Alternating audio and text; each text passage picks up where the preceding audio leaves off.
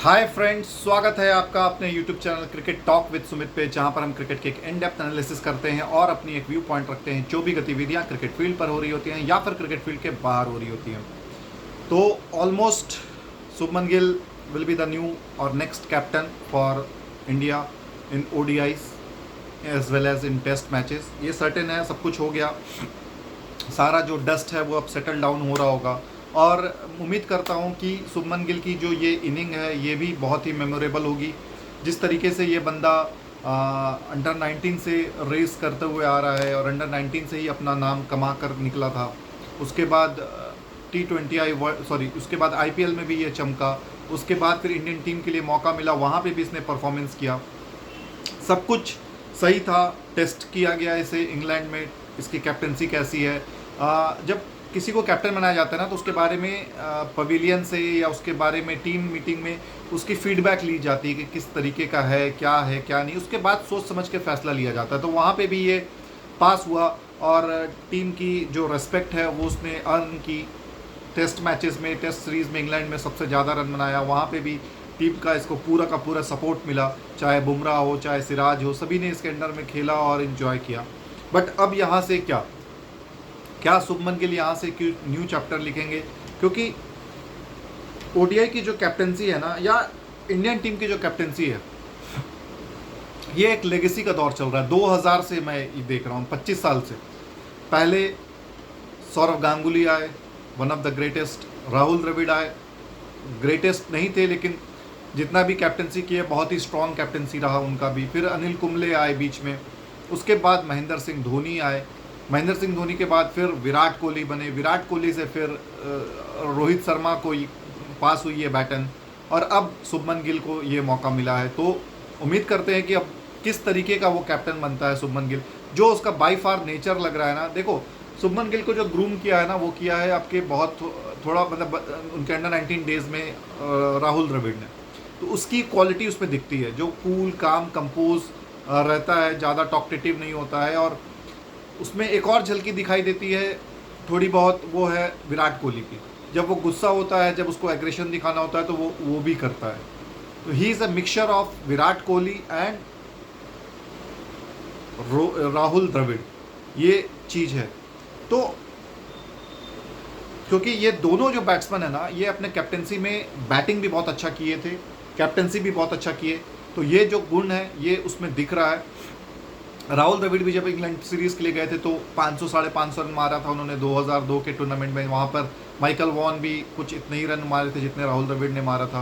वो सीरीज़ भी 1-1 से ड्रॉ हुई थी। हम पहला मैच हारे थे लॉर्ड्स में, जहाँ तक मुझे याद है। उसके बाद शायद नॉटिंगम में हम लोगों ने वो टेस्ट मैच जीता था, ट्रेंट ब्रिज में था या नॉटिंगम में था, मेरे को आई वेगली रिमेंबर, जिसमें इंडियन टीम ने जिसमें राहुल द्रविड़ ने डबल सेंचुरी बनाया था और इंडिया फर्स्ट टॉस जीत करके फर्स्ट बैटिंग की थी, that too on damn pitch पे थी और इंडिया ने 2 स्पिनर खिलाए थे उस कंडीशन पे, उस पिच पे, और इंडिया वो मैच बहुत ही आसानी से जीता था। उस मैच में राहुल द्रविड़ ने सेंचुरी किया था, उसके बाद सौरव गांगुली ने भी सेंचुरी किया था और उसके बाद फिर आपका सचिन तेंदुलकर ने भी सेंचुरी किया था। वो मैच आप देखोगे तो आपको रिफ़्रेश हो जाएगा। संजय बांगर हमारे ओपनर थे उस मैच में और उन्होंने भी 1-2 विकेटें निकाली थी, ठीक है। तो इस तरीके से परफॉर्मेंस रहा है शुभमन गिल का। तो जो आगे चल करके जो शुभमन गिल पे जो हम लोगों को दिख रहा है ना कि क्या उस पर रिस्पॉन्सिबिलिटी होगी, क्या उसके ऊपर चैलेंजेस होंगे, उस पर हम आज बात करेंगे। देखिए, सबसे पहले चैलेंजेस तो उसको ये होगा कि ओडीआई में अपनी जो उसकी कैप्टनसी है, ठीक है, अपना जो उसका स्टेचर है, अपना जो उसका ऑरा है, उसको वो बड़ा करना होगा। रिस्पेक्ट अर्न करनी होगी अपने सभी मेंबर से, जो कि सभी मैक्सिमम लोग यहाँ पे सीनियर है। देखिए, ओपनिंग में उसके पास रोहित शर्मा होगा जो कि उसका सीनियर है। उसके बाद नंबर 3 पर होंगे विराट कोहली जो कि वो भी सीनियर है। नंबर 4 पे होंगे श्रेयस अय्यर, वो भी सीनियर है शुभमन गिल से। नंबर 5 पर केएल राहुल होंगे, वो भी सीनियर है आपके शुभमन गिल से। नंबर 6 नंबर 7 पर अगर ऋषभ पंत आते हैं तो ऋषभ पंत भी सीनियर है। तो ऑलमोस्ट अगर आप देखोगे ना इस टीम में, अक्षर पटेल देखोगे तो वो भी सीनियर है। जो भी आपका खेलता हुआ आ रहा है वो सीनियर ही है एक तरीके से। तो ये उसके लिए बहुत बड़ा चैलेंजिंग हो जाएगा कि अपने सीनियर्स को वो किस तरीके से लीड करता है और उनको किस तरीके से खिलाता है। उनको किस तरीके से इन्वॉल्व करता है अपने कैप्टनसी पे, उनसे क्या सीखता है, ये सबसे बड़ा चैलेंज होगा सुमन गिल के लिए। इस पे बहुत सारे लोग फेल हो जाते हैं। अगर वो यहाँ पे ये कर गया कि सभी के साथ अपनी उसने दोस्ती यारी बना के रखी और सभी के साथ उसने अपना बॉन्डिंग जो अलग लेवल पे है, बॉन्डिंग सिर्फ पर्सनल नहीं, बॉन्डिंग मैच जिताने के लिए, ये सबसे ज़्यादा जरूरी है। MS धोनी बॉन्डिंग करता था लेकिन मैच जिताने के लिए। उसके राज्य में मनप्रीत गोनी, मोहित शर्मा, ये सब खेल गए, लेकिन जब मौका लगा कि नहीं परफॉर्म नहीं कर रहे तो बाहर भी कर दिया उसने, क्योंकि उसको पता है कि at the end of the day मेरे को टीम इंडिया को जिताना है, मेरे को अपनी दोस्ती नहीं निभानी है। ठीक है, MS धोनी जब तक खेला तो मुझे लगता है कि MS धोनी मौका दिया, उस मौके को जो भुनाया वो था सुरेश रैना। उसने फायदा हुआ उसको धोनी के कैप्टनसी का, धोनी के दोस्ती का, धोनी के IPL फ्रेंचाइज में साथ में खेलने का, लेकिन उस मौके को उसने यूटिलाइज किया। Same goes with Ashwin, same goes with Jadeja. ये लोग उस तरीके के प्लेयर नहीं बन पाते अगर धोनी की बैकिंग नहीं होती तो। No doubt they are skillful, but जो स्टेचर उन्होंने हासिल किया वो धोनी का उसमें बहुत बड़ा रोल था। तो कैप्टन का काम ये होता है कि जो भी प्लेयर्स हो उसको बैक करे, जो भी टैलेंट है उसको बैक करे और उस टैलेंट को यूज करे। बट एक फ्रेंडशिप लेवल तक अगर आप, जैसे अभिषेक शर्मा एंड सुमन गिल का बहुत अच्छा फ्रेंडशिप है, उसके वजह से वो ODIs में चलो खेल भी लेता, लेकिन अगर परफॉर्म नहीं करेगा ना तो सुमन गिल को उसको निकालना पड़ेगा। अगर नहीं निकालेगा उसकी कैप्टनसी और उसके जॉब पे खतरा आ जाएगा। जिस तरीके से पाकिस्तान क्रिकेट में होता है कि यारी दोस्तियां खिला खिला करके आप पूरी टीम को बेड़ा गर्क कर देते हो और उसके बाद जब टीम परफॉर्म नहीं करती तो सबसे पहले आपको निकाला जाता है। इस तरीके से बाबर आजम के साथ हुआ। ये चीजें आपको नहीं करनी है, मौका दो।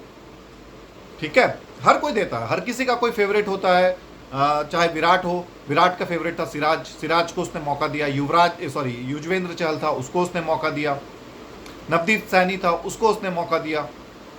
जो विराट कोहली के पास आया है या उसके साथ क्लोज रहा है उसने उसको मौका दिया है, और इन लोगों ने उस मौके को मौके को दोनों हाथों से भुनाया। ये काम सुमन गिल को करना है कि पहले तो अपने सीनियर्स को एक गोल ओरिएंटेड टास्क पे लगाना है।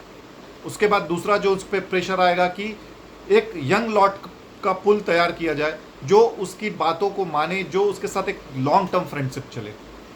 ठीक है, जो उसका कहना भी मानती हो, जो उसको प्यार भी करती हो और जो उसके लिए मर मिटने को भी तैयार होगी। ये अगर उसके कॉम्बिनेशन मिल जाता है या उसको कॉम्बिनेशन बनानी होगी, तब जाकर के वो एक लंबा कैप्टनसी का रोल एंजॉय कर सकता है। ठीक है, थर्ड उसको सबसे इंपॉर्टेंट होगा कि मीडिया को कैसे वो हैंडल करना है, प्रेशर सिचुएशन को कैसे हैंडल करना है, क्योंकि दबाव हमेशा आएंगे। अगर आप 2 मैच 3 मैच आप हार जाते हो ना, तो आपके पास चौथा दबाव जरूर आएगा कि आप किसको बिठा रहे हो, किसको खिला रहे हो, किसको डुबा रहे हो, किसको आपने दोबारा मौका नहीं दिया, किसको आपने दोबारा मौका दे रहे हो। ये सारी चीज़ें स्क्रूटिनी होंगी।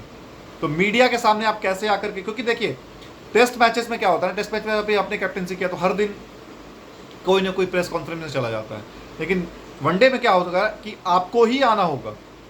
जब आप हारोगे जीतोगे तो आपको ही बुलाया जाएगा और आपको ही वहाँ पे प्रेजेंटेशन सेरेमनी में आपको साथ देना होगा और वहाँ पे तीखे सवाल पूछे जाएंगे। वो आपको यूज टू होना पड़ेगा। आप झुंझला करके कभी भी किसी का नाम या नहीं बोल सकते उसके बारे में कुछ भी, क्योंकि वो आपका प्लेयर है। आप किसी को भी नेगेटिव या किसी को भी ओवर प्रेज नहीं कर सकते। बैलेंस बनाना बहुत ज़रूरी होगा। ये शुभमन गिल के लिए ये भी एक चैलेंजिंग टास्क होगा आगे चल करके, वो किस तरीके से मीडिया के प्रेशर को और आपके जो टीम मेंबर्स के प्रेशर है, अपोनेंट्स के जो प्रेशर है, उसको आप कैसे हैंडल करते हो। ये सबसे इंपॉर्टेंट कला है, क्योंकि इसमें माहिर हुआ करते थे महेंद्र सिंह धोनी, उसके बाद विराट कोहली भी इसमें माहिर हुए, रोहित शर्मा तो शुरू से ही माहिर थे इस चीज़ में। ठीक है, तो ये सारी चीज़, क्योंकि आपको अपना गुस्से पे कंट्रोल करना होगा, आपको अपने एग्रेशन पे कंट्रोल करना होगा, आपको अपने बॉडी लैंग्वेज पे भी कंट्रोल करना पड़ेगा। आपने देखा होगा कि अक्सर टीम जो प्लेयर्स होते हैं वो गॉगल्स लगा के, क्योंकि आई कांटेक्ट नहीं दिखाना चाहते वो कि आप किस सिचुएशन में किस तरीके से आप बिहेव कर रहे हो। ये चीज़ें आप देखो जब आप मीडिया में, जब आप एयरपोर्ट्स पे जा रहे हो, जब आप टीम बस पे जा रहे हो, तो ईयरफोन आप लोग यूज़ करते हो क्रिकेटर्स, कि बाहर का शोर शराबा ज़्यादा ना आए, बाहर की कुछ भी आवाज़ उनके कानों पे ना जाए, क्योंकि सभी लोग वहाँ पर उम्मीद बना के आज अच्छा खेलना है, इतना प्रेशर डाल देते हैं कि वो चीज़ को आपको टैकल, उस चीज़ को आपको हैंडल करने आना चाहिए। ये शुभमन गिल को सीखना होगा। उसके बाद शुभमन गिल को ये भी चीज़ सीखना होगा कि मेरे को अपनी कैप्टनसी के लिए, कैप्टन तो बन रहा हूँ मैं, लेकिन उस पर अपनी बैटिंग को कॉम्प्रोमाइज़ नहीं करूँगा, करना है मुझे। क्योंकि आप बैटिंग पे अगर कॉम्प्रोमाइज़ करोगे तो फिर वो रेस्पेक्ट आप नहीं अर्न कर पाओगे। वो जो आपका एक दिग्गज प्लेयर से एक लेजेंडरी प्लेयर में ट्रांसफॉर्मेशन होता है ना, वो आप नहीं बन पाओगे। बहुत सारे प्लेयर्स को मैंने देखा है जो कैप्टनसी में बिखर जाते हैं, क्योंकि कैप्टनसी अपने आप में एक चैलेंजिंग टास्क होती है। लेकिन उम्मीद करता हूँ शुभमन गिल इस चैलेंज को एक्सेप्ट करेंगे। दूसरा, उसके बाद जो उनके ऊपर सबसे बड़ा चैलेंज आएगा कि सिचुएशन को अडेप्ट करना है क्विकली आपको सिचुएशन एनालिसिस करना पड़ेगा कि हाँ, कौन सा मेरा प्लेयर या कौन सा मैं कंडीशन में किसको खिलाऊं। अगर आपका एक कोर टीम बन गया है, ठीक है, आप इंडिया में मैच खेल रहे हो तो आपका एक कोर टीम होगा, बट आप जब इंग्लैंड में खेलोगे तो वो कोर टीम नहीं रहेगा, क्योंकि आपको वहाँ पे बॉलर्स का जो बैट्समैन तो एटलीस्ट चल जाएंगे, बैट्समैन तो आपके सेम वही दोनों कंडीशन में खेल सकते हैं, लेकिन बॉलर को आपको वहाँ पर एसेस करना पड़ेगा कि यहाँ पर मेरे को बुमराह सिराज या प्रसिद्ध चाहिए, या बुमराह सिराज हार्दिक चाहिए, या फिर बुमराह और हार्दिक से भी मेरा काम चल जाएगा, या सिराज और हार्दिक से काम चल जाएगा। ठीक है, एक सपोर्टिंग ऑलराउंडर, एक सपोर्टिंग बॉलर मुझे और चाहिए होगा पेसर, तो मेरे को वहाँ पे हर्षित को लाऊं मैं, या अर्शदीप को लाऊं मैं, या फिर आपके प्रसिद्ध कृष्णा को लेकर आऊं मैं। तो ये चीज़ें उसको सीखनी होगी। अब देखो शुभमन गिल के जो फ्रेंड सर्कल हैं उसमें कौन कौन प्लेयर्स हैं जो आ सकते हैं टीम में। उसके फ्रेंड सर्कल में आएगा ईशान किशन होगा, उसको वो ट्राई करना चाहेगा या ट्राई करवा सकता है एज ए फ्रेंडशिप जेस्चर। उसके बाद अर्शदीप है, उसके बाद अभिषेक शर्मा है, उसके बाद रियान पराग है। ये सारे शुभमन गिल के कोर प्लेयर्स हुआ करते थे, ठीक है। उसके बाद आपका पृथ्वी शॉ भी होगा। पृथ्वी शॉ को आप चैप्टर अभी तक आप क्लोज नहीं मान सकते। हो सकता है पृथ्वी शॉ 28-29 साल में एक मैच्योर प्लेयर बन करके आए, और जब आए तो फिर छा जाए, नोबडी नोज। रोहित शर्मा भी विराट कोहली टीम में आया 2007-8 में, लेकिन रोहित शर्मा के साथ वो खेला फर्स्ट टाइम 2013-14 में, जो रेगुलर बेसिस पर रोहित शर्मा का उसके साथ खेलना हुआ 4-5 साल के बाद। वही चीज पृथ्वी शॉ के साथ भी हो सकती है। यशस्वी जायसवाल है, उसके बाद अभी न्यू लॉट आएंगे अंडर 19 के, उसमें से भी आपको प्लेयर लेने होंगे। यश धौल है, हर्ष राजवर्धन हंगेकर है, राज बावा है, बहुत सारे ऐसे प्लेयर्स हैं, ठीक है। आपको स्पिनर्स लाने पड़ेंगे, आपको टेस्ट मैचेस में जिताने के लिए स्पिनर खोजना पड़ेगा क्वालिटी वाला। आप वहां पर 1-2 टेस्ट मैच हारेंगे भी, लेकिन आपको उसके साथ परसिस्टेंट करना पड़ेगा। ये सारे चैलेंजेस उभरते हुए हैं जो शुभमन गिल का वेट कर रहे हैं, और शुभमन गिल को इसको फ्लाइंग कलर्स के साथ पास करना है। अगर फ्लाइंग कलर्स के साथ पास नहीं भी करता है तो एटलीस्ट उसको डॉज करे, और एटलीस्ट उसको उससे सीखे वो, क्योंकि सीखेगा तभी ये आगे बढ़ेगा। नहीं तो हो सकता है शुभमन गिल का भी 2-3 साल में या वर्ल्ड कप के बाद चैप्टर क्लोज कर दिया जाए कि he is not good enough for captaincy, so we are just taking him as a player and someone we are looking for a captain role. Either should be Rishabh Pant और either should be Yashasvi Jaiswal, जिसको भी जो भी उस समय पे अच्छा खेल रहा होगा उसको कैप्टनसी मिल सकती है, ठीक है। लेकिन शुभमन गिल को कैप्टनसी दिया जा रहा है तो उसको ये भी इंश्योर कराना है कि मैं अपने बॉलर्स को हमेशा फ्रेश रखूं।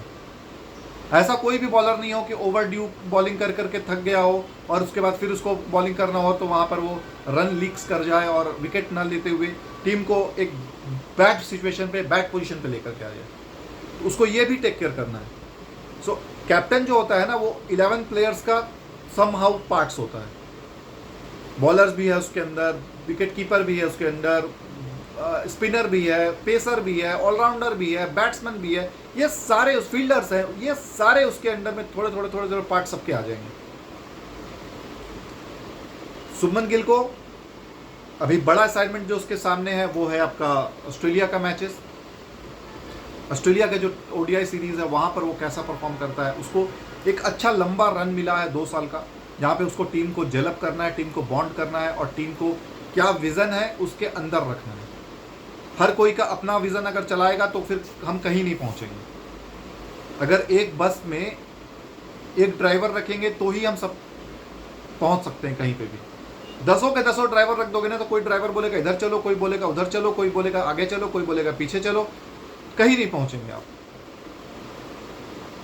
तो ये बहुत ज़रूरी है कि एक बस का एक ही ड्राइवर हो और वो ड्राइवर अलाइंड हो कि जो भी पैसेंजर इस बस में जा रहे हैं वो सब एक ही जगह जा रहे हैं। ये काम होगा शुभमन गिल का सबसे इम्पोर्टेंट, कि बस तो है टीम इंडिया, ड्राइवर मैं हूँ कैप्टन इंडिया, और जितने भी पैसेंजर हैं जो कि उसके को प्लेयर्स होंगे वो सभी को एक ही गोल पे पहुंचना है।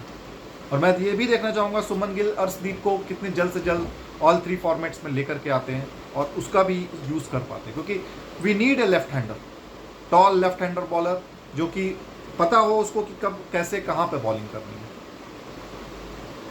ठीक है, ये सबसे बड़े चैलेंजेस होंगे शुभमन गिल के लिए, जो हम एक्सपेक्ट करते हैं कि वो बाहर निकलेगा इस चीज़ों से। दूसरी खबर की ओर बढ़ते हैं। अफगानिस्तान 3-0 से बांग्ला वॉश हुआ है बांग्लादेश के साथ दुबई शारजा में खेलते हुए, और शर्मनाक हार है अफगानिस्तान टीम के लिए। मतलब आपको एक औहदा मिल रहा है, आपको एक दर्जा मिल रहा है कि वर्ल्ड मतलब एशिया की सेकंड बेस्ट टीम का T20 स्पेशली में, और वहाँ पर आप इस तरीके से चोक कर रहे हैं, इस तरीके से परफॉर्म कर रहे हैं जैसा क्रिकेट आपने खेला ही नहीं है या खेलना जानते भी नहीं है। अफगानिस्तान को कि जो क्रिकेट है ना वो मुझे लग रहा है कि रिवर्स गियर में जा रही है, और वो अपने आप को 5 से 10 साल पीछे ढकेल चुके हैं। कैप्टन आपको बदलना पड़ेगा। आई डोंट थिंक कि राशिद खान एक कैप्टनसी मटेरियल दिख रहे हैं मेरे को यहाँ पे। प्लेयर्स एजिंग हो रहे हैं आपके, उन सबको आपको बिठाना पड़ेगा, निकालना पड़ेगा और फ्रेश लेग्स को लाना पड़ेगा, जिसकी वजह से टीम अफगानिस्तान में एक अच्छी उमंग, जोश और जुनूनियत वाली प्लेयर्स आए। नवीन उल हक पता नहीं क्यों रिटायर हो गए, क्या रिटायरमेंट की वजह थी, वो खेलता तो कुछ और बात होती एशिया कप में, लेकिन वो मैचेस नहीं खेला, पता नहीं क्यों उसको नहीं लिया गया या क्या रीज़न था। उसके बाद जो इनके बैटिंग ऑर्डर है वो मेरे को समझ में नहीं आ रहा है कि क्यों फेल हो रहे हैं, क्यों फ्लॉप हो रहे हैं, जबकि इनके पास बहुत सॉलिड बैटिंग लाइनअप है। Number 1 Gurbaz, number 2 Ibrahim Zadran, number 3 पे आपका रसूली है, सदीकुल्ला अटल है, उसके बाद आपका अजमतुल्ला अमरजई है, उसके बाद आपके पास नबी है, राशिद खान है, गुलबदीन है। ये सारे अच्छे कैटेगरी के प्लेयर्स हैं यार, लेकिन पता नहीं ये क्यों जेलअप नहीं हो पा रहे हैं। यहाँ पे भी लगता है दोस्तियाँ यारियाँ ही निभाई जा रही हैं। करीम जन्नत को खिला लिया जाता है, जो कि बताया रखा है कि करीम जन्नत के जो फादर हैं वो बहुत पैसे वाले हैं, तो उसको टीम में खिलाना मजबूरी है क्योंकि वो स्पॉन्सर लेके आता है। बट परफॉर्मेंस तो देनी पड़ेगी ना, परफॉर्मेंस आप नहीं दोगे तो कोई मतलब नहीं है दोस्ती यारी खिलाने करके, और किसी को भी ले लिया आपने। उम्मीद करता हूँ ये जस्ट एक बैड फेस है अफगानिस्तान क्रिकेट के साथ। बाउंस बैक करनी होगी इनको, ताकि वो दबदबा, वो जो कैफियत है अफगानिस्तान, वो लोगों को दिखे।